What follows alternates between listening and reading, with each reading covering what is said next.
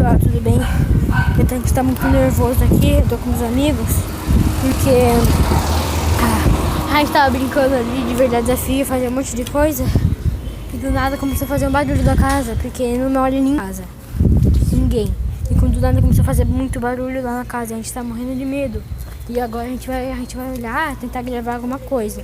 Só não vai dar pra gente entrar, mas logo eu vou tentar pegar a chave com a moça, porque meu avô limpa bastante casa que não mora ninguém. E aí dá pra mim fazer algumas coisas pra você.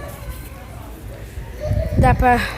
Esse daqui é meu amigo, o Eduardo, e o Rafael, meu irmão.